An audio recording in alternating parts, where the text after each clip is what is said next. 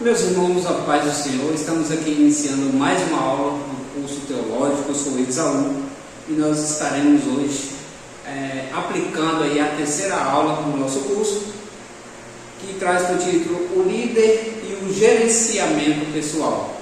Nós entramos aí no módulo de liderança cristã com ética, então hoje nós vamos abordar a terceira aula desse conteúdo. Nós já estudamos aí a igreja e a sua organização, nós já estudamos também a liderança cristã e hoje nós vamos dar continuidade ao líder e o gerenciamento pessoal. Essa é a terceira aula, as outras duas aulas já estão disponíveis aí na nossa playlist do nosso canal no YouTube. Então você vai lá, acessa a nossa playlist e você vai ter acesso a todas as aulas. Hoje nós vamos dar continuidade falando sobre liderança e vocês acompanhem conosco aí esse tema de suma importância no ministério, na vida da igreja. O correto é que toda pessoa que deseja o episcopado, toda pessoa que deseja o ministério, ela precisa estudar sobre liderança, sobre liderar, ela precisa trabalhar a gestão de pessoa, tem que trabalhar, porque quanto mais você se aprofunda, quanto mais você se dedica ao ensinamento, ao comportamento pessoal, melhor vai ser para você conduzir o povo, o rebanho que Deus lhe confiou. Então é muito importante que você dedica, estudem e preste um bom trabalho, porque Deus vai utilizar o que você tem nas mãos.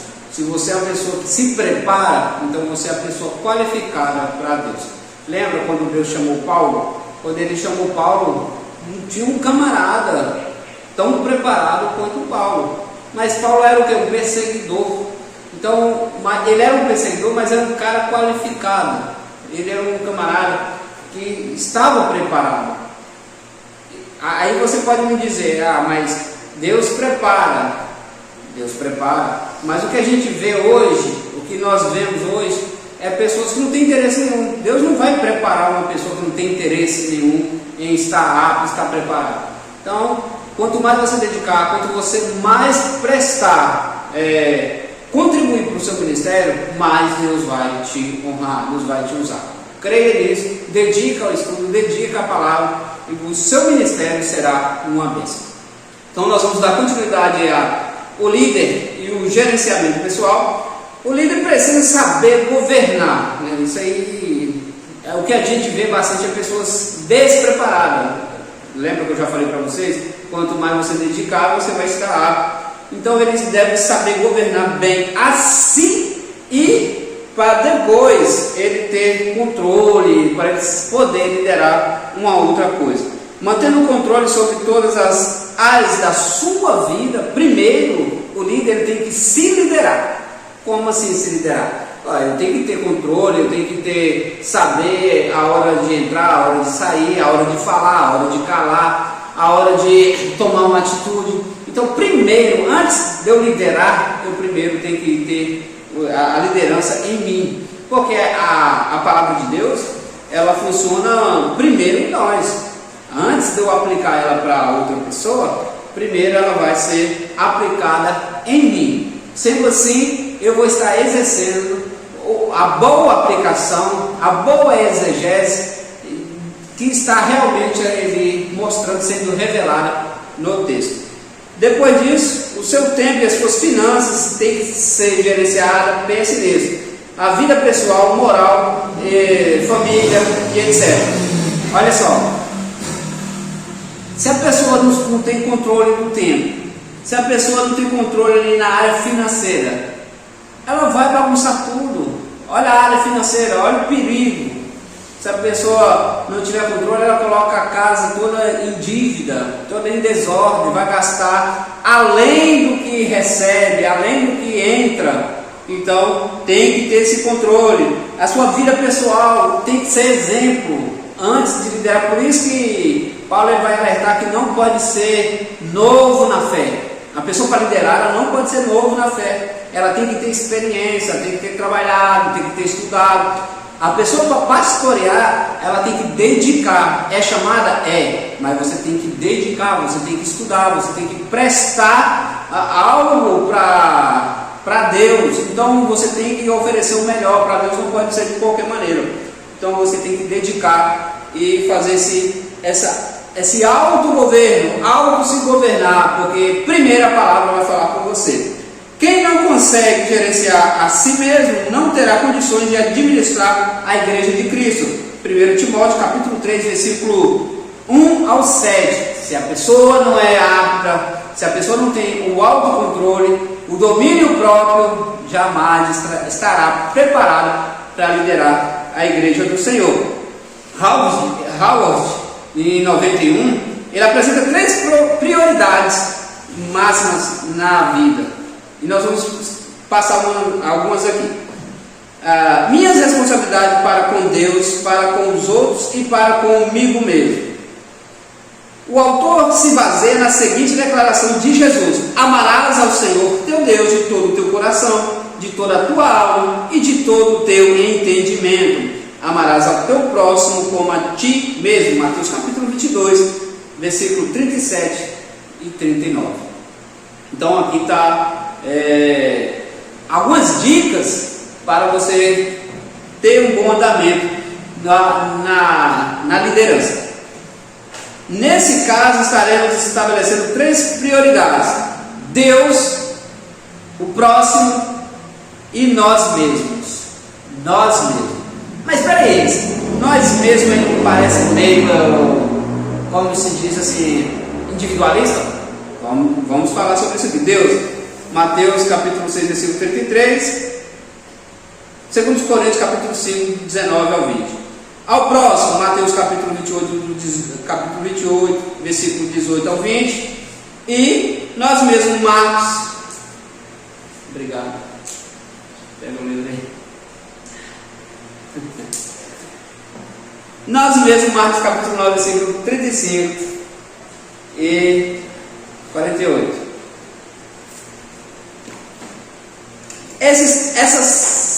Que bom que você chegou. Essas 3 prioridades devem estar intimamente relacionadas entre si. Assim, quando oramos, observamos a palavra de Deus e estamos colocando em primeiro lugar e ao mesmo tempo satisfazendo nossas necessidades. Então, algumas prioridades que uma pessoa como liderança ela deve ter o foco: Deus, o próximo e nós mesmos. O próximo é o quê? Porque como se trata de liderança, quando você vai liderar, você precisa saber tratar os outros. Então, aí nós colocamos aqui, existem outras prioridades na vida de um líder que não pode ser esquecida. Quais são elas? Família, primeiramente, né, que é o lar, depois a igreja e depois o trabalho. A gente tem que tomar cuidado com isso aí, porque nós vivemos num contexto que certas lideranças elas confundem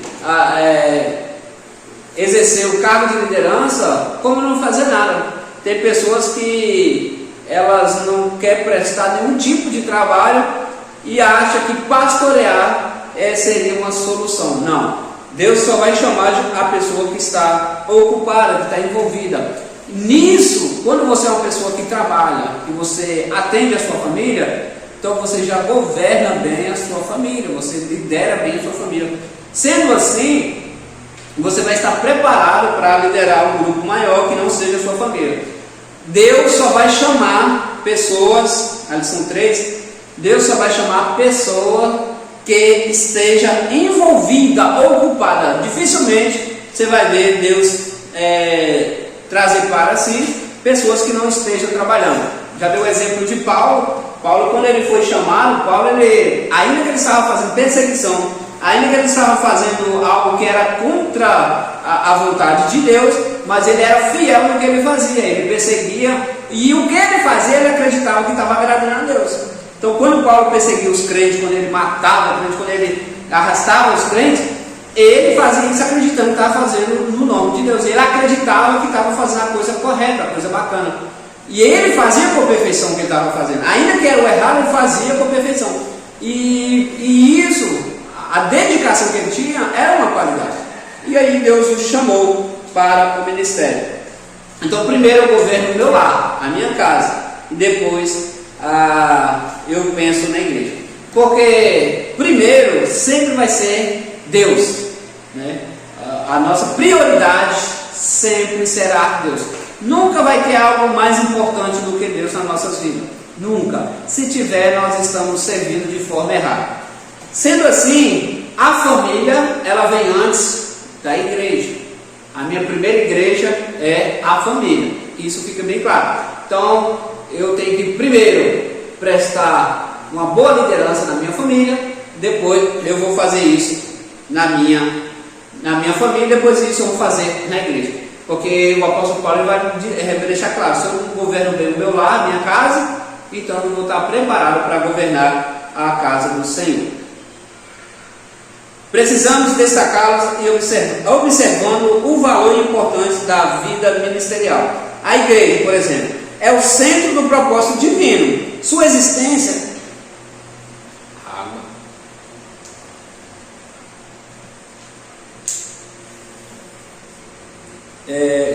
a sua existência deve ser soberana à vontade e à sabedoria de Deus.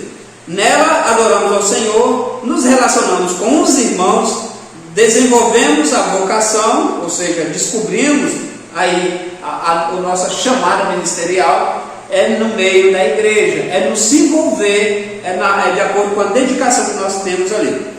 O líder deve cuidar da igreja assistindo em todas as suas necessidades.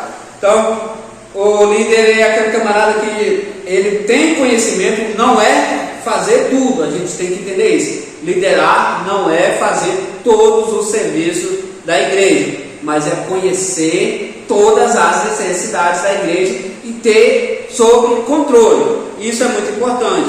Então é na igreja que nós descobrimos aí a nossa vocação ministerial, se é para liderança ou se é só apenas para ser liderado. Então é na igreja que nós vamos ver isso aí. O líder deve cuidar da igreja assistindo em todas as suas necessidades. A família é a instituição mais elevada do homem,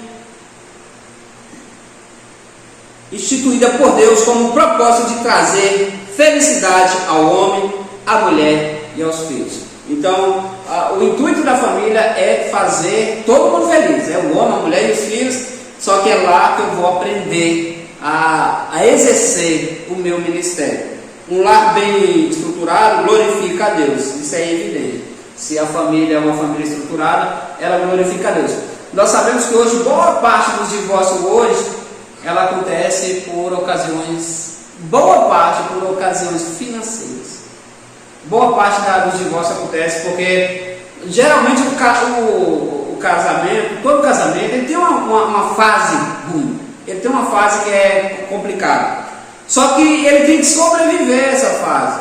Mas aí cabe ao casal entender também a dedicação que ambas as partes estão tendo. Por exemplo, se é o camarada que está procurando um emprego, que está desempregado por uma ocasião do destino, tem que compreender, tem que tentar sobreviver a essa fase ruim. Mas ele também, se é aquela pessoa que não está nem aí para nada, que não se importa, é evidente que esse casamento vai desandar. Mas a pessoa tem que ter maturidade para entender que o momento que está passando aquela fase ruim, você tem que ver a dedicação de ambas as partes. O que você está fazendo? Você está orando, você está buscando, você está indo atrás de uma solução? Então é a parte, quando você sobreviver a essa parte ruim do casamento, então é evidente que vai vir aí a bonança. Mas um dos principais motivos que desfaz os casamentos hoje, uma delas é a parte financeira. Depois vem as outras partes, que é caso de casos extras conjugais, algum ali, caso etc. Então, mas se tratando da parte financeira, e se for um casal esforçado, a parte ruim vocês vão sobreviver. Vocês vão dar a volta por cima e vão conquistar os seus objetivos. Mas para isso tem que ser perseverante, assim nas coisas de Deus também. O cuidado com a família é a coisa mais importante depois da nossa relação com Deus. É a coisa mais importante. 1 Timóteo capítulo 5, versículo 8. O cuidado é a coisa mais importante depois da relação com Deus. Ou seja, Deus, a família e aí vem a igreja. E isso não quer dizer que você vai deixar a igreja de lado, não, porque quando você tem Deus em primeiro lugar, você trata bem das coisas de Deus, entende? Então, quando você tem Deus em primeiro lugar, é óbvio, é claro, é evidente que você não vai deixar a igreja sofrer, a casa de Deus sofrer, porque você tem Deus em primeiro lugar. Mas antes da igreja, você está cuidando da sua família. O líder tem que ter esse conhecimento, essa mentalidade de que a sua família é a prioridade. Mas se ele tem Deus antes, jamais vai deixar a obra sofrer. A sua própria casa terá cuidado da igreja de Deus. Se ele cuida da sua casa de forma correta e tem Deus em primeiro lugar, ele vai cuidar das coisas de Deus. Mas se não, como que ele vai fazer algo para Deus se ele não tem controle sobre a sua própria casa? 1 Timóteo capítulo 3, versículo 5. Há pessoas que dedicam tanto às atividades da igreja que se esquecem de cuidar da sua própria casa. Sabia disso? E tem pessoas que ela se dedica tanto à igreja, ela se dedica tanto às coisas de Deus, mas a casa dele deixa de qualquer maneira. E eu não estou falando de deixar de qualquer maneira em pecado. Eu estou falando da parte financeira mesmo. Por exemplo, é aquela pessoa que está sempre dedicando as coisas, está indo para atrás de resolver alguma coisa na igreja, mas às vezes a família está precisando de alimento, a família está precisando de não sei o que, às vezes está precisando de um socorro. Às vezes ele é aquela pessoa que vai socorrer alguém, pega o carro, vai levar para o hospital, sei que tem alguém na família que está precisando ser socorrido, está precisando de uma conversa. Ele é aquela pessoa que dá conselho ao jovem, dá conselho ao povo da igreja, mas o filho está precisando de uma conversa, de um abraço, de um conselho de pai, e ele não dedica. Então isso acontece, infelizmente isso acontece. E é algo para ser tratado, porque a tendência é um desastre na família. Há pessoas que elas se dedicam tanto à igreja que acabam esquecendo de sua própria casa. Lembrando que sempre você deve primeiro cuidar da sua casa, depois e ter os cuidados com as coisas de Deus. Os valores devem ser ensinados e praticados dentro de casa. Então, se é dentro de casa que meus filhos eles vão saber como se comportar na igreja e em qualquer lugar. Então é dentro de casa que nós temos que ensinar.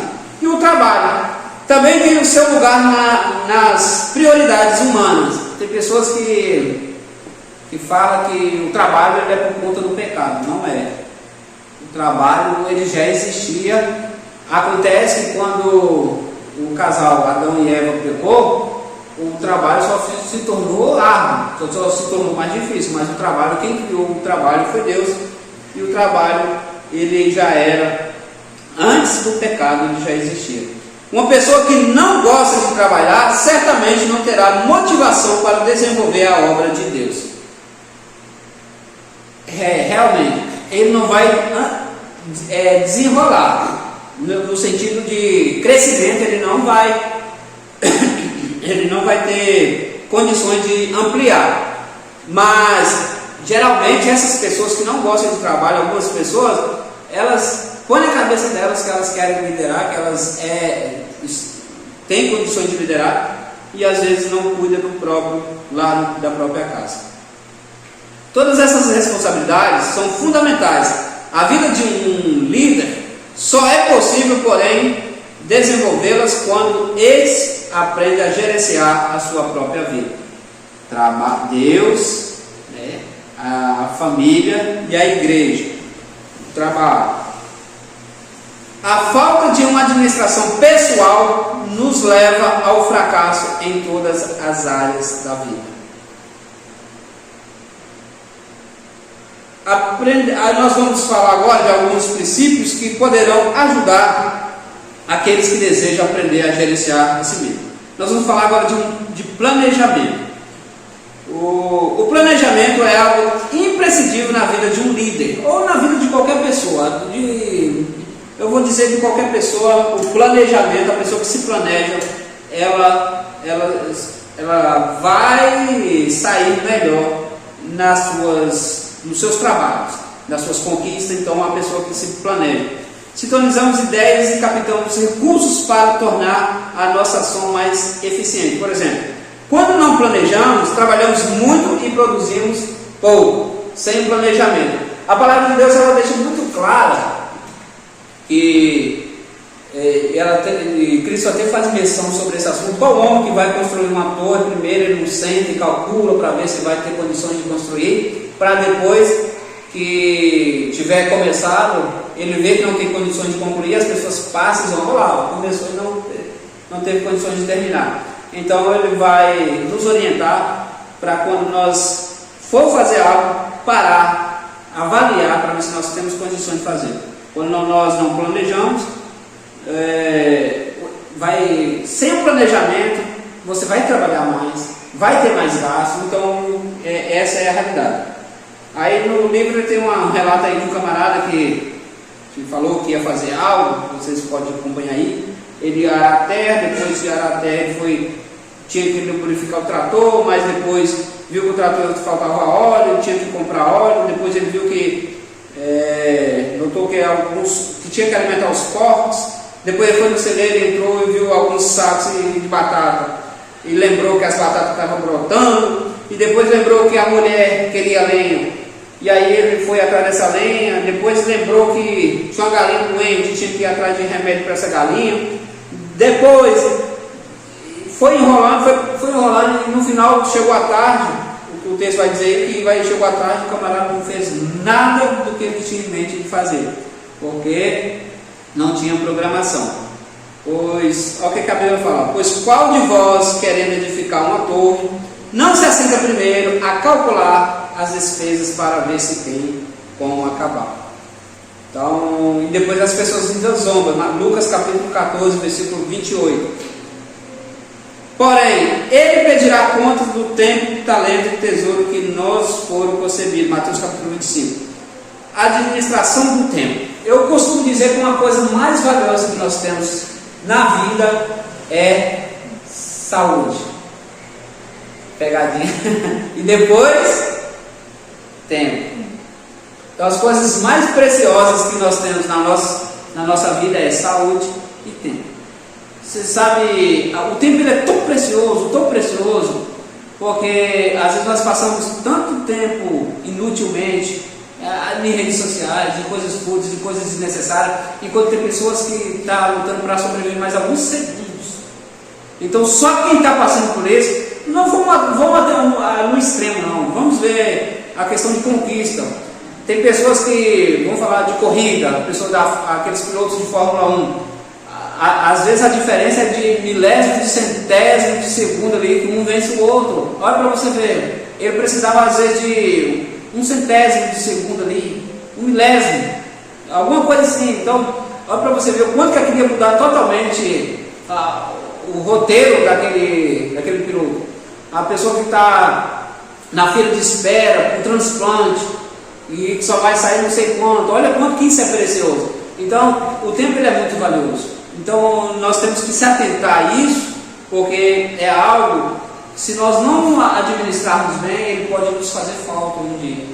Então nós temos que ser atentos a essa questão do tempo, administração do tempo. Administrar si mesmo é ser um bom mordomo no seu tempo. O nosso tempo literalmente é um tesouro. Mateus capítulo 25, 14 e 30. Perdão. Efésios capítulo 5, versículo 15 e versículo 16.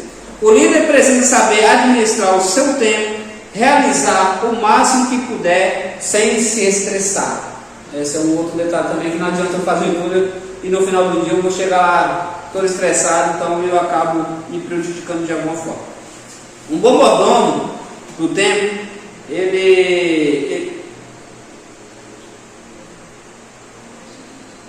nós temos que administrar o nosso tempo, porque existe coisa nas nossas vidas que nós temos que avaliar essas coisas. Nós temos que ver, por exemplo, hoje eu teria que fazer o quê? Teria que fazer isso e aquilo. Aí a coisa correta é fazer o quê? Tem muita coisa para fazer. Bem, qual que é as prioridades? Qual que é as coisas mais importantes? Qual que é as urgentes? Qual que dá para fazer por último, ou não é muito importante. Então essa questão aí, ela já adianta muito ao nosso lado. O tempo é algo que não se renova. Então, ou seja, cada segundo que passa, já era, não tem. Então, ou seja, você está mais perto do amanhã, que nem nos pertence também, do que o segundo que passou, que já era, não tem volta mais. Infelizmente, não podemos estocar tempo, é algo que nós não podemos voltar atrás. É totalmente diferente de Deus, né? Que Deus, ele não é preso ao tempo, então ele está no passado, no presente e no futuro, todo ao mesmo tempo. Então Deus não precisa de tempo, quem precisa de tempo é nós. Quem não sabe administrá-lo, joga a sua vida fora. O tempo perdido hoje terá sido perdido para sempre. Tem coisas que acontecem nas nossas vidas e nós só depois nós vamos ver, poxa, por que eu não me atentei a isso antes? Por que eu não fiz isso antes? Por que quando eu tive a oportunidade eu não abracei? Então tudo isso é tempo que nós desperdiçamos. O tempo não pode ser esticado, mas rende muito quando é bem programado. Empecilhos, administração do tempo. A maioria das pessoas reconhece que não sabe administrar bem o seu tempo. Deus nos deu 24 horas por dia que, se bem administrada, darão para fazermos tudo o que é necessário. Quase tudo, né? Porque tem gente que precisa dormir bastante, né? E tem que dormir uma boa parte desse tempo. O excesso de tarefas, por exemplo, há líderes que não sabem dividir responsabilidade. Já falei sobre isso também, a questão do camarada que ele tem que estar ciente de tudo. Um bom líder, ele tem que estar ciente de tudo, mas não precisa fazer tudo. Ele só tem que saber, tem que fazer isso. É por isso que um líder, ele sempre vai ter a agenda dele, vai marcar hoje, é isso, a prioridade é isso, isso e aquilo. Então ele tem que estar por dentro de tudo, mas não precisa fazer tudo, porque isso aí também acaba sendo prejudicial à sua liderança. O excesso de atividades paralisa as pessoas. Outro problema que atrapalha o líder, o excesso de interrupções. Por exemplo, você vai estudar, você tirou um momento para estudar. Aí toda hora chega uma mensagem, aí você para para ler a mensagem. Aí você lembra que tem que fazer uma coisa, deixa lá. Então o seu devocional, por exemplo, ele tem que ser aquela coisa, agora eu vou falar com Deus. Pronto, se desliga de tudo. É igual quando você está cultuando. Quando você está na igreja, você tem que separar de tudo. Você tem que dedicar aquele tempo só para Deus. Fazendo isso, você vai oferecer um bom culto ao Senhor. Os excessos de reuniões, de liderança, que vive partando de reunião, é uma reunião atrás da outra. Tem coisas que não precisam de reuniões. As reuniões é necessária, mas assim, por exemplo, vai lá fazer uma reunião trimestral ou uma mensal, mas para com o negócio, vou na segunda-feira, eu quero uma reunião. Na próxima segunda outra reunião. Então isso também atrapalha tanto na produção ali, no desenvolvimento, como também sobrecarrega. Outro princípio, talvez, o pior deles é a tendência da procrastinação. Ou seja, depois eu faço, sempre deixar para depois o que era para ser feito agora. Então, isso é uma coisa muito comum também nas nossas vidas. Quem não já passou por isso? Tem uma conta para pagar, depois eu pago ela. Quando foi ver, venceu. E o dinheiro está na conta. Não, mas acontece. Não, depois eu pago isso aí. E na sua cabeça você vai lembrar de fazer, beleza. Quando você vai ver, já passou 1 ou 2 dias. Aí vai ter o quê? Tem o prejuízo, vai ter que pagar o juros. Então, isso é procrastinar, deixar para fazer depois o que eu devo, o que eu tenho que fazer agora. Assiste TV, fica conectado na internet até tarde da noite e aí acaba deixando passar. O líder fracassará se não vencer esse terrível inimigo, ou seja, a procrastinação é um terrível inimigo para a liderança. Aprendendo a programar o tempo, algumas ideias simples podem fazer uma grande diferença, criando uma hierarquia de valores. As coisas mais importantes e as menos importantes. Então isso é interessante para a nossa vida. O líder deve preparar uma lista de atividades destacando aquilo que é prioridade. Uma técnica simples para diferenciar o importante das coisas. Vejamos o exemplo. Isso serve para a vida também, tá? Você tem que estimular metas que você quer conquistar e trabalhe para isso e faz um muralzinho na sua casa, faz alguma coisa e fala assim, ó, até tanto tempo eu quero chegar aqui. E chegando ali você já, pronto, essa aqui já foi, já estipula outra meta, vai para a próxima. E aqui tem algumas sugestões também para a gente colocar aí uns símbolos para saber o que é importante, ó, o super importante, o SI, muito importante, MI, importante só I e pouco importante, PI. Então algumas formas aí para a pessoa, uma liderança principalmente, administrar bem o seu tempo. Existem coisas que são importantes, urgentes, e outras coisas são importantes, mas não são urgentes. Tem coisas que você tem que fazer, você é obrigado a fazer, mas não é uma coisa tão importante. Por exemplo, um exemplo só isso aqui. Por exemplo, se eu e você está na frente de alguma coisa, e tem uma coisa que é importante fazer, mas nós vamos sempre conferir no final do dia se fez. Eu não fiz, mas se eu não fazer, é certo que você vai fazer. Então uma coisa assim que é importante, mas ela não vai ficar sem fazer. Depois a Thaís vai fazer. Então tem essas coisas e tem aquelas que é muito importante e é urgente. Então nós temos que ter esse controle. Destacamos também aquelas que, apesar de não ser tão importantes, mas são urgentes. Tem coisas que não é importante, mas você não pode deixar de fazer. Ela não é muito importante, mas se ela ficar sem fazer, acaba virando a bola de neve. Também descobrimos há tarefas que só podem ser executadas por nós mesmos, mas outras que podemos ser delegadas, né? Então tem coisas que não tem jeito, é a liderança que vai ter que fazer, e outras dá para você distribuir tarefa. Princípio de Pareto, que afirma que 80% dos retornos que obtemos na vida consiste em apenas 20% daquilo que investimos. Então há muitas coisas que fazemos simplesmente por hábito, que podem ser alimentados ou delegados. Tem coisas que não precisa eu fazer. Vai lá, faz. Então isso eu já ganho tempo também. Se a pessoa fazer algo e não, mas eu quero fazer, eu quero eu estar lá. Vencendo a desorganização, a simples falta de organização pode gerar uma grande perda de tempo. Isso é comum. A pessoa desorganizada, ela perde tempo. Por exemplo, você chega em casa, fecha a porta e depois joga a chave lá na mesa. Depois vem uma criança, vem alguém, já vai limpar a mesa ali, ou alguém já tira aquela chave e já põe em outro lugar. Aí depois você precisa sair, precisa da chave. O tempo que você gasta procurando a chave, talvez já dava tempo para você ter ido fazer o que você tinha que fazer. Então a falta de organização, ela é evidente que ela vai tomar tempo. Uma das coisas simples, mais eficazes, é não deixar juntar papéis sobre a mesa, ou seja, às vezes você vai botando papel dentro de casa, tanto papel desnecessário, não tem utilidade. Aí vai dar um dia que você vai fazer a faxina, você vai jogar praticamente tudo, quanto é aqueles papéis, tudo fora. Mas na hora a gente tem às vezes acaba tendo esses hábitos ruins.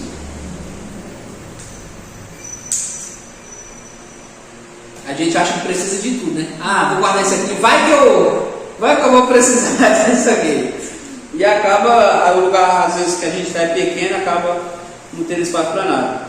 Guarde apenas aquilo que não estará disponível facilmente em outro lugar, como biblioteca, internet, etc. Ou seja, o que você puder registrar, registra na internet, no computador. Os papéis são importantes, mas precisa ser colecionado em pastas, senão acaba virando aí um monte de entulho. Selecione sempre o material que precisa ler diariamente. É melhor gastar um pouco de tempo organizando as coisas do que perder tempo procurando, né? Programando as reuniões. Por isso, um líder só deve convocar uma reunião quando for estritamente necessário. explicando claramente os objetivos e os resultados que espera alcançar. O assunto será discutido no meio da reunião, tem que ter um limite de tempo, precisa ser mantido ali, o foco não pode ser desviado, igual nas nossas reuniões às vezes a gente faz, e às vezes as pessoas começam a falar coisa aleatória, quando você vai ver, comeu muito tempo. Na escola bíblica dominical mesmo, quando você estiver lecionando, às vezes a pessoa vai sair do conteúdo, então você tem que ter maturidade para voltar para o assunto, porque senão ele toma seu tempo, você não conclui a sua aula. Então tem que ter foco, tem que ter limite de tempo. Se a pessoa vai comentar, dá o tempo, fulano fala, então acabou o tempo que a gente tem que concluir. O foco tem que ser mantido. Quando alguém começa a desviar o assunto, deve ser cortado imediatamente para não fugir do assunto. Tem que ter ali uma ata para registrar, um documento de registro, né, que mostra quantas pessoas tinham na reunião, o assunto que foi tratado na reunião, e é algo para ficar registrado o assunto discutido. Controle das finanças, isso aqui é muito importante. O controle financeiro é algo imprescindível na vida de um líder, de qualquer pessoa, né, principalmente do líder. Quem não consegue administrar suas finanças passa a ter sérios problemas, principalmente no relacionamento familiar. Lembra que eu falei que é um dos principais assuntos sobre o divórcio hoje? Às vezes é a parte financeira. Ele terá dificuldade de cuidar das finanças da igreja se não tem controle em casa. Quem é fiel no pouco também é fiel no muito. Quem é injusto no pouco também é injusto no muito. Lucas capítulo 16, versículo 10. Existem outras situações como perda de emprego, acidentes, doenças, que também podem desencadear uma crise financeira. Então são casos que acabam atingindo muito a família e acabam desestruturando a família e a pessoa perde aí a liderança. Sugestão de como fazer um orçamento familiar mensal. O PROCON de Belo Horizonte apresenta um modelo de orçamento familiar. De acordo com esse modelo, inicialmente as despesas devem ser separadas por categorias. Dessa forma, temos uma noção da média de gastos em cada segmento. Aí tem aí despesas mensais separadas por categoria, modelo do PROCON de PBH. Primeiro, a alimentação, né? A alimentação vem em primeiro lugar mesmo, isso é indiscutível. Supermercado, padaria, açougue. A habitação, né? Aluguel, condomínio, água, luz, etc. Vestuário, roupas, sapatos, acessórios. Educação, mensalidades, materiais escolar. Saúde, médico, dentista, remédios. Higiene pessoal, produtos de limpeza. Transporte, ônibus, combustível, gasolina. Serviços, faxineiro, cabeleireiro, manicure, costureiro. Lazer, férias, passeios e festa. A boa administração, ela vai fazer com que você consiga ir até tirar suas férias, que é necessário. Então a gente tem que, às vezes não é o valor que a gente recebe, não é o salário que a gente recebe, é a má administração que às vezes nos deixa de mau estado. As dívidas tornam-se um grande empecilho na vida de um líder. Portanto, aprenda a administrar suas finanças e tenha uma vida saudável. O líder e o controle do estresse. A agitação dinâmica do mundo pós-moderno. Nós vivemos num mundo que ele é agitadíssimo, é muita correria. Aí a gente até fala, né, que depois dos 18 parece que o tempo voa, mas é porque a gente se ocupa demais, a gente vive ocupado, é muito estresse. Então não é que o tempo voa, é a preocupação, e isso acaba fazendo, dá a entender. Responsabilidade também. Oi? A responsabilidade. Até os 18 né? Então, aí vem o estresse, né? Aí você começa a assumir as responsabilidades que você outrora não tinha preocupação nenhuma, então aí acontece automaticamente, aí começa aí essa correria, essa agitação. Agitação dinâmica do mundo pós-moderno, uma sociedade que fixa metas altas e ambiciosas, deixando muitas vezes as pessoas embaraçadas e inseguras. Por exemplo, uma coisa que embaraça muitas pessoas, que às vezes elas querem agradar a outras pessoas e se comprometem, fazem dívidas que não têm condições de pagar, comprando coisas só para, às vezes, mostrar uma falsa aparência. Então isso vai ser prejudicial a você, porque a pessoa, quando ela lidera, quando ela tem uma família, ela tem que entender que ela tem que suprir as necessidades daquela família e não surpreender os outros. Ela tem que cuidar da família dela e não ficar tentando passar uma imagem para pessoas de fora. No cenário global, nós nos tornamos espectadores ou participantes de um amontoado de coisas que se modificam e se transformam e se recriam. A modernidade trouxe consigo alguns problemas: ansiedade, depressão, estresse patológico, né? Algumas coisas aí que ele veio consigo. O estresse patológico e suas consequências para a saúde humana. Mostramos ainda como a oração pode ajudar no controle desse terrível mal. A gente vê muita liderança nos dias de hoje, muitas pessoas que acabam entrando em depressão pela falta da comunicação. Por isso que eu sempre digo que o melhor escape para fugir da depressão, para fugir do estresse, para fugir às vezes daqueles pensamentos ruins, sempre será a oração. Por isso que eu já tenho um vídeo falando sobre isso, que a oração ela é um escape da depressão, porque na oração ali você vai conversar com Deus. A pessoa que tem o hábito de orar, ela tende a ser livre, a se libertar dessa corrida, desse estresse que acaba gerando esses pensamentos ruins. Então essa conversa, esse diálogo com Deus, conversar com pessoas também, mas sempre a oração será um escape para esse estresse.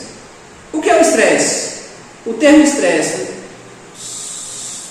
é uma carga excessiva de tensão, uma pessoa que está sob pressão, o esforço de adaptação do organismo para enfrentar a sua situação.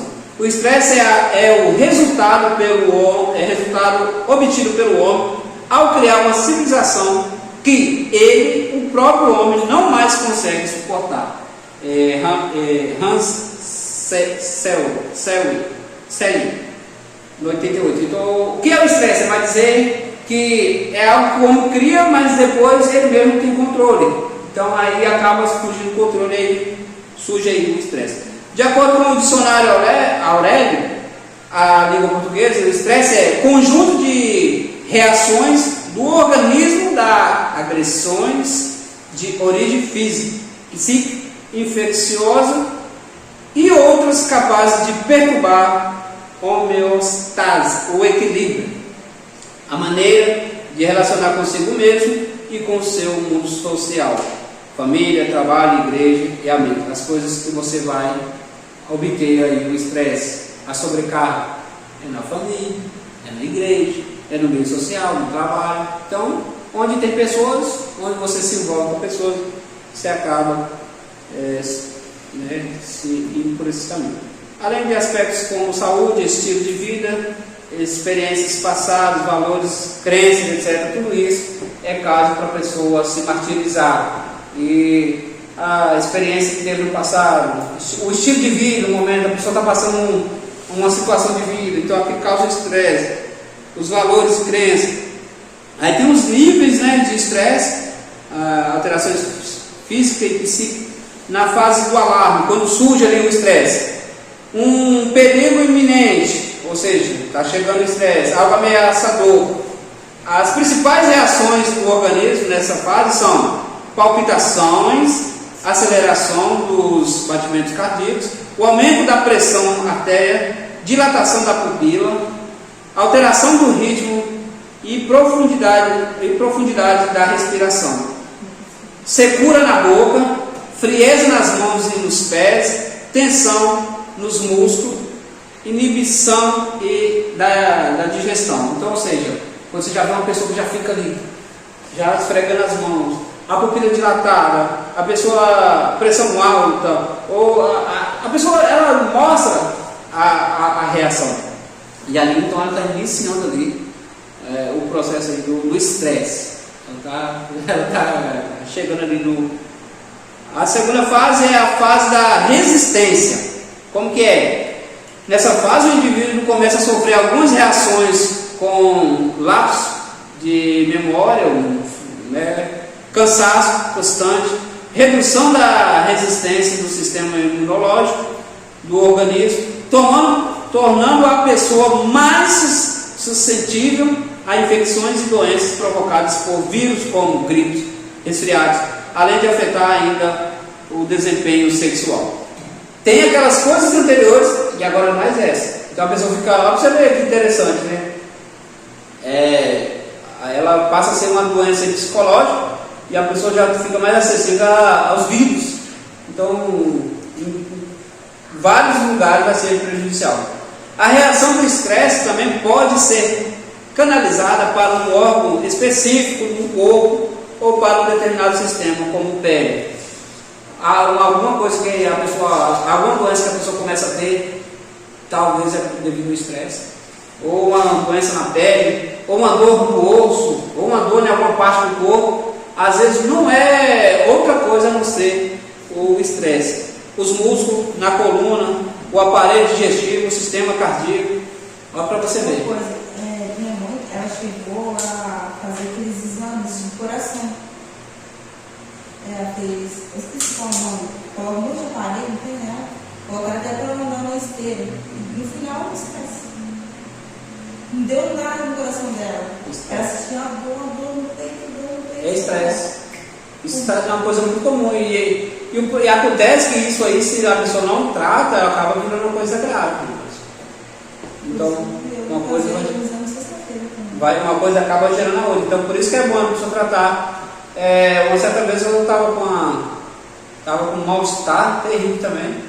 E eu fui me consultar e eu perguntei à doutora. Ela falou, você não tem nada, você está estressado, você está, tipo assim, com outras palavras, falou mais ou menos assim, você está decepcionado com alguma coisa. Eu falei assim, faz algum sentido. Mas olha para você ver, eu estava me sentindo mal mesmo. Estava dando segunda-feira eu passei mal, aí continuou, persistiu, terça-feira também, e quarta-feira eu fui no posto. Minha pressão arterial estava 16/11, alta, a minha falou que estava com pressão alta, e uma dor de cabeça que não passava. Eu senti, minha carne tremendo todinha por dentro. Aí a médica falou, passou um exame para mim fazer sexta-feira do coração. E provavelmente é isso. Estresse. Então, e às vezes. Hoje a pressão, se fosse a pressão alta, ela falou assim que ia continuar se eu tivesse com um estágio de hipertensão. Mas a pressão está normal, né? Mas é isso mesmo. Então, às vezes a gente. E é por isso que é bom a gente tratar, porque senão acaba gerando uma coisa pior. O corpo todo pode entrar na terceira fase. Na fase da exaustão. Nesta fase ocorre a maioria das doenças psicomáticas, cada órgão e sistema são atingidos drasticamente. No início ocorre apenas algumas alterações funcionais, posteriormente surgem inúmeras lesões que provocam doenças graves como psoriase, diabetes, distúrbios gastrointestinais, problemas cardiovasculares, herpes graves, infecções, problemas renais e etc. Outros aí, insônia, pesadelo, sono excessivo, lapso de memória, dificuldade de concentração, agitação, hiperatividade, irritabilidade constante, dificuldade de aprendizagem, amnésia parcial, bruxismo, aquela pessoa que fica rogindo os dentes o tempo todo, mordendo, passando o dente no outro, distúrbio no comportamento sexual e reprodutivo. Então, tudo por conta do tal do estresse. Você vê quantas coisas que ele causa. Elementos causadores do estresse: o ambiente familiar, que a gente já falou, o trabalho, onde o lugar que a pessoa vive, né? O local é isso aí. Problemas no relacionamento com a esposa, filhos, finanças, o que mais? No trânsito, doenças no trânsito, condições de vida. Então a gente já falou isso aí. A morte de um ente querido. Então tudo isso é motivo do estresse. Meios de combate ao estresse, essa é a parte boa. Métodos mais convencionais são o tratamento psicológico e o acompanhamento médico alopático. A psicologia acredita que os estudos psicológicos, a exemplo do estresse patológico, são oriundos de um desequilíbrio da interação do indivíduo com o meio social em que ele vive. Ou seja, geralmente alguma decepção, alguma coisa que está forçando a sua mente, que não está conseguindo resolver. É isso o caminho para o estresse. Gerenciando o estresse por intermédio da oração. A oração pode ser um meio eficiente de combater o estresse. Vejamos como oração pode ser útil no controle do estresse. Nesse estágio, nos desligamos das coisas terrenas, dos materiais, e esquecemos dos problemas cotidianos e nos concentramos nas coisas celestiais. Então, por isso que é um bom, algo para fugir aí da depressão na terra, vai ser a oração, porque você se desliga da terra, você desliga dos problemas que está te afligindo. Então, passa o tempo orando e Deus liberta. O que mais? Buscai as coisas que são de cima, onde Cristo está sentado à destra de Deus. Pensai nas coisas que são de cima e não nas que são da terra. Colossenses capítulo 3, versículo 1 e 2. Faz motivo. Por isso, uma pessoa que costuma orar com bastante frequência tende a ser mais tranquila. Então, quando você vê a gente muito nervoso, é porque a gente está orando pouco. Isso aí. A oração é capaz de mudar o nosso estado emocional. Por isso, o apóstolo Pedro admoesta: está alguém entre vós aflito? Ore. Está alguém contente? Cante louvores. Tiago capítulo 5, 13. Através da oração podemos lançar sobre o Senhor todas as nossas ansiedades. Lançamos sobre Ele toda a vossa ansiedade, porque Ele tem cuidado de vós. 1 de Pedro capítulo 5, 7. A ansiedade é um dos elementos mais significativos no desencadeamento do estresse. Uma pessoa ansiosa tende a se estressar com mais facilidade.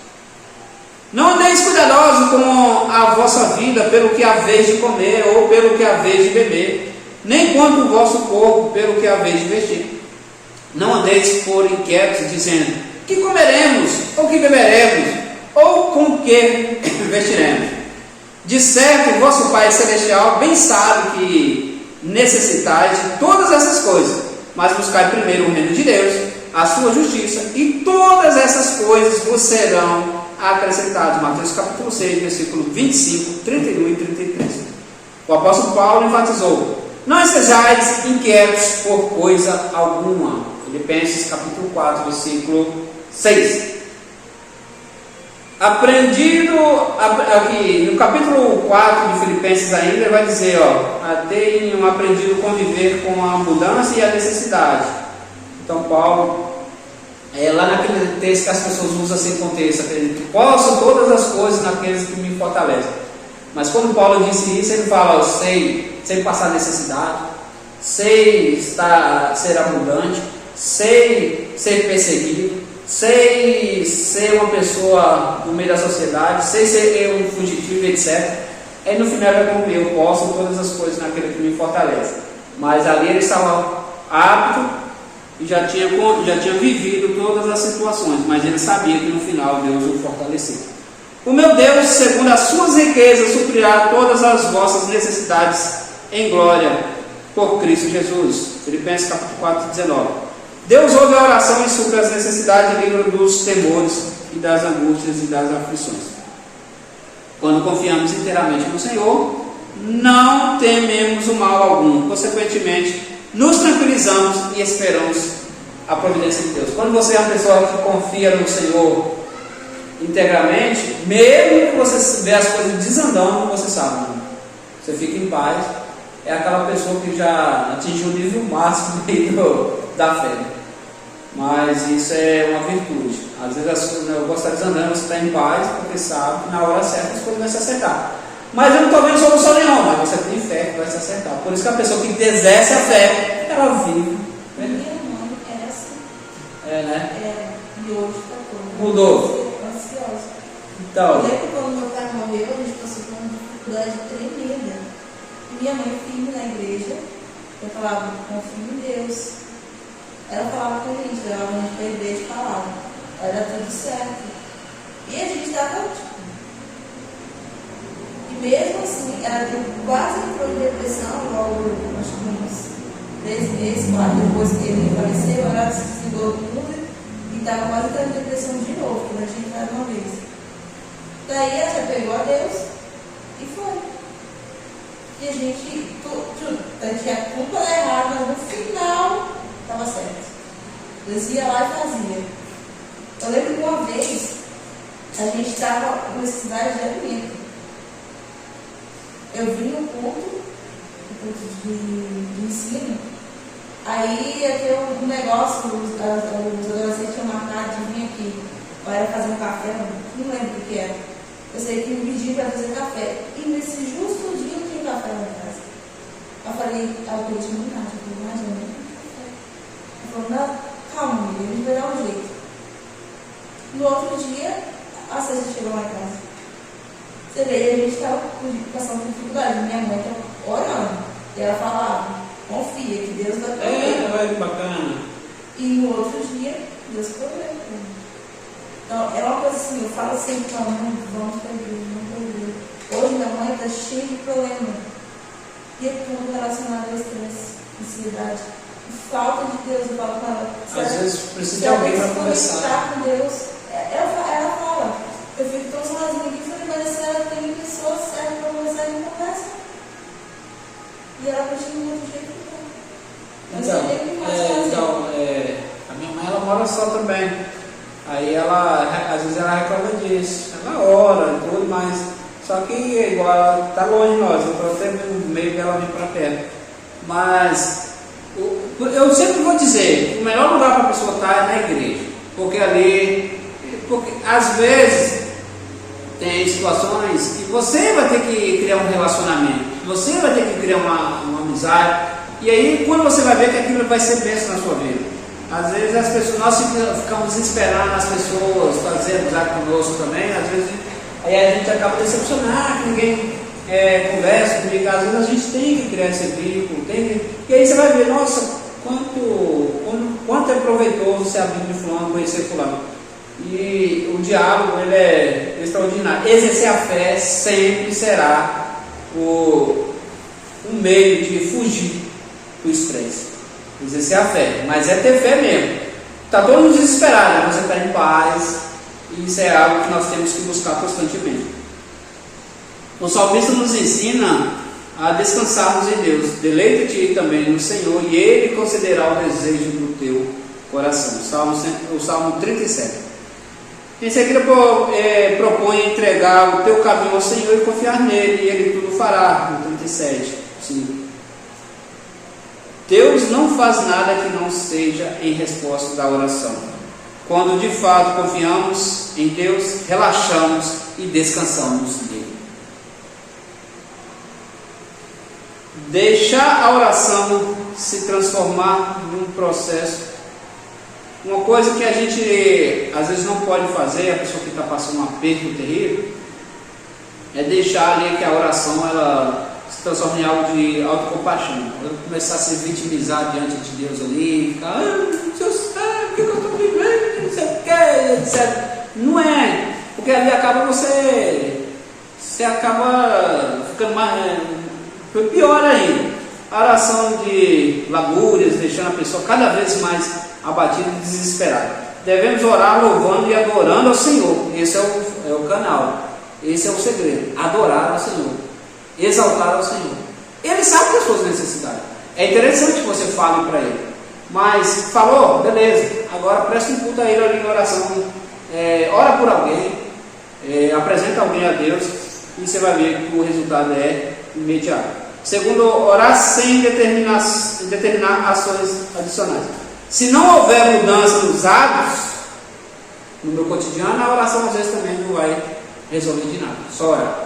Às vezes o meu comportamento vai ter que sair. Por exemplo, a pessoa que está isolada em casa, se ela é uma pessoa que não sai, só orar não vai resolver, tem que dar uma saída, tem que conversar, vem com a igreja, faz parte da igreja, e aí você vai ver que você vai, o seu alto astral ali até muda ali. Então, orar e ter atitudes. Meios alternativos para combater o estresse: evite permanecer em ambientes tumultuados, barulhentos, evite discutir assuntos polêmicos antes de dormir, evite alimentar-se demasiadamente, leia um livro ou revista que não comprometa o seu sono, ouça música calma ou instrumental, não assumir excesso de atividades, dormir bem, alimentar bem e fazer caminhadas também ajuda a combater o estresse. Paulo ele fala sobre isso também, né? Sobre o exercício físico. Às vezes a pessoa quer agradar todo mundo e acaba, não, fulano, pode deixar que eu vou fazer, não, e aí você acaba assumindo tantas responsabilidades e isso também causa estresse. Se não dá para fazer, não dá. E tem pessoas que não conseguem ouvir não, mas ela vai ter que ouvir não, ué. Tem pessoas que é muito bacana com você, mas quando você fala não para ela, aí você, não, eu não posso falar não para fulano, porque fulano fica chateado. Ai, gente, se não dá para fazer, você não faz, não adianta. Aí você vê que a pessoa também só está querendo se aproveitar de você. Então, tem pessoas assim, que às vezes só quer de você, quando você fala não, fica chateado com você. Planeje o seu dia, não só ganhamos tempo, mas sobretudo evitamos o estresse. Não assuma compromissos além daquilo que consegue cumprir. Reserve algum tempo para descansar, né, para um pouco aí durante o dia, pelo menos aí uns 40 minutos, e pode aliviar as tensões. Faça exercício físico, uma simples caminhada diariamente pode ajudar a melhorar a qualidade do sono, reduzir as tensões e liberar as emoções reprimidas. Tire férias, é a parte boa. Alguns mesmo quando tiram férias, não conseguem se afastar dos compromissos, das atividades. Às vezes está lá no férias, a pessoa está ligando, desliga aquilo ali, bloqueia todo mundo, esquece. As férias é para você relaxar, então desligar de tudo e não ficar, e aí, fulano, já resolveu aquela situação? Isso aqui. Então, isso não é férias. Você só viajou e só está tratando do assunto por telefone, à distância. Evite durante as férias se envolver com outras atividades, estresse como reforma de casa. A pessoa tira as férias, vou aproveitar as férias, vou construir o quarto que está precisando aqui, vou fazer isso aqui. Se é uma pessoa que se estressa muito, você não pode largar suas férias ali para ir. Mas é o tempo que eu tenho. Então aí vai viver estressado, vai viver uma vida perturbada. Cuide bem da sua alimentação, passar do horário das refeições e quando vão comer exagera na quantidade e nas calorias, isso é perigoso também. A vida de um líder com Deus. O líder precisa ser um exemplo para os liderados na sua conduta pessoal em relação com Deus. Aprendei de mim, Mateus capítulo 11, versículo 29. E o apóstolo Paulo ratificou: sede meus imitadores, como também eu sou de Cristo. Isso aí é inevitável, né? A pessoa que é líder, ela tem que ser exemplo, ela tem que ser referência. Paulo aconselha a Timóteo: tem cuidado de ti mesmo e do teu ensino. Persevera nessas coisas, porque fazendo isso te salvarás, tanto a ti mesmo como aos que te ouvem. No avião, quando vai acontecer um acidente, ou no anúncio ali, que as aeromoças ali, ela vai passar as instruções, vai falar ali de umas máscaras de oxigênio. Em caso de alguma coisa aconteça, vai cair umas máscaras de oxigênio.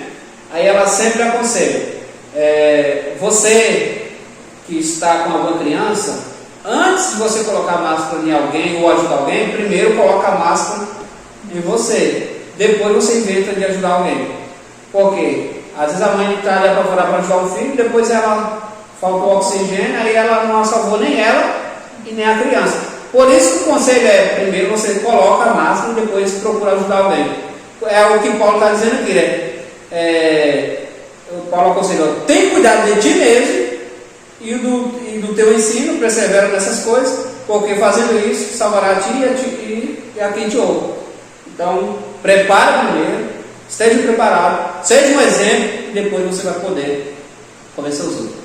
É necessário, pois, que o bispo seja irrepreensível, marido de uma só mulher, tem as instruções aí, inimigo das contendas, que os filhos sejam sujeitos aos pais. E aí tem não neófito, ou seja, não novo na fé, para que não se ensoberbeça e venha a cair na condenação do diabo.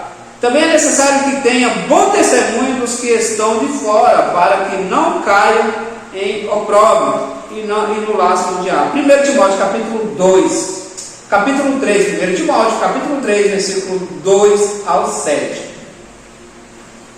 Procura apresentar-se a Deus aprovado, como obreiro de que não tem do que se envergonhar, que maneja bem a palavra da verdade. 2 Timóteo capítulo 2, 15. Com a internet tornou muito fácil a cópia dos sermões, pessoas que pegam ali um sermão preparado e às vezes vai passar algo requentado ali para a igreja. O líder precisa buscar a Deus com o propósito de receber alimento do céu para passar para o rebanho, deixando que a Bíblia se torne a sua norma de vida. A palavra deverá produzir efeito primeiro no líder, primeiro de quem vai aplicar e depois nos ouvintes. O salmista nos ensina a exposição das tuas palavras dá luz a entendimento aos simples. Salmo 119, versos 130. Paulo incentiva a Timóteo: persiste em ler, exortar e ensinar. 1 Timóteo capítulo 4, versículo 13.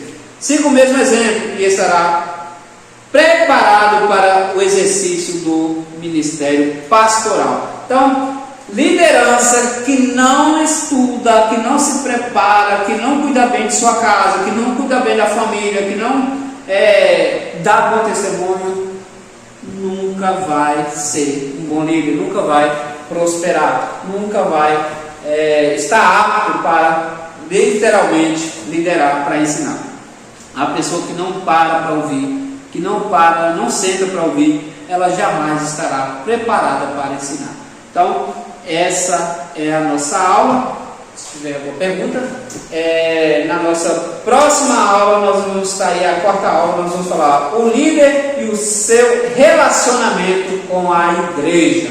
Então, nós vamos falar do comportamento ali do líder com a igreja. Nós falamos hoje qual é o dever do líder para liderar, quais os compromissos que ele tem que ter, qual é essa responsabilidade que ele deve ter, e no próximo nós vamos falar do relacionamento dele com a igreja. Amém? Quer perguntar? Está cedo. 8h27. Essas aulas são curtas.